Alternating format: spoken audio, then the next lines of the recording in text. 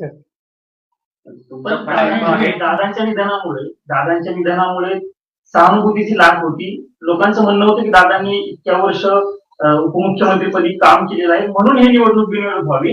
आणि त्यांचं म्हणणं असं होतं की महाविकास आघाडी म्हणजे तुमच्या पक्षाकडनं किंवा उद्धव ठाकरेंच्या पक्षाकडनं उमेदवार नाहीये, पण काँग्रेसला तुम्ही बोलावं किंवा महाविकास आघाडीच्या नेत्यांनी बोलावं. काय बोलायची गरज आहे की अनेक लोक अनेक निवडणुका लढवतात, यशस्वी होतात. राजकारणात जे करतात ते लोकांचं काम करण्याच्यासाठी. आणि अजित पवार हे ऐकली होते लोकांचं विकासाच्या कामात त्यांचं लक्ष असेल आणि त्यामुळे त्यांचं अध्ययन त्या मतदारसंघात एक आदर आहे. तर तो आदर आहे हे मान्य केली दुर्दैवाने ते अवघाची निर्णय गेले.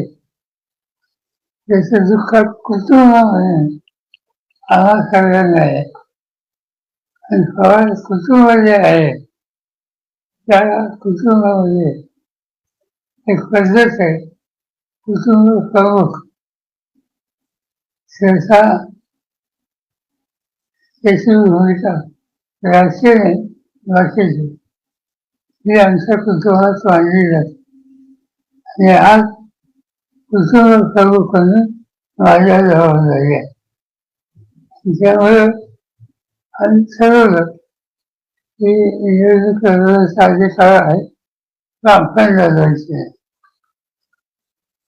साहेब सगळं एक दुसरा एक प्रश्न आहे की आज ते एवढं अर्ज दाखल कार्यक्रम झाला आणि सभा पण झाली आणि त्याच्यामध्ये एक फोटो बॅनर लावला. त्याच्यामध्ये मोदींचे पण फोटो होते, अमित शहाचे पण फोटो होते, जे की पार्टी आहे सुनीत्रा पवार यांचे. त्या कार्यक्रमामध्ये त्यांचे फोटो लावले गेले होते, भाजपच्या नेत्यांचे फोटो लावले गेले होते. चुकीचं काय त्याच्या पक्षाचे पत्र असतील असेल काय प्रश्न काय. पक्षाचा कार्यक्रम होता पण इंडियनच्या नेत्यांचे फोटो लावले गेले होते असा प्रश्न उपस्थित केला जातोय. इंडियामध्ये आहेच ना. तिथल्या एका बॅनरवर तुमचाही फोटो आहे.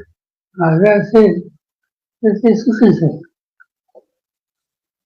साहेब एकीकडे त्याला या निवडणुकीत आम्ही काही विरोध केलेला नाही, आम्ही कॅन्डिडेटच उभा केला नाही. आणि त्यामुळे आम्हाला लोकांचे दिले नसते तर योग्य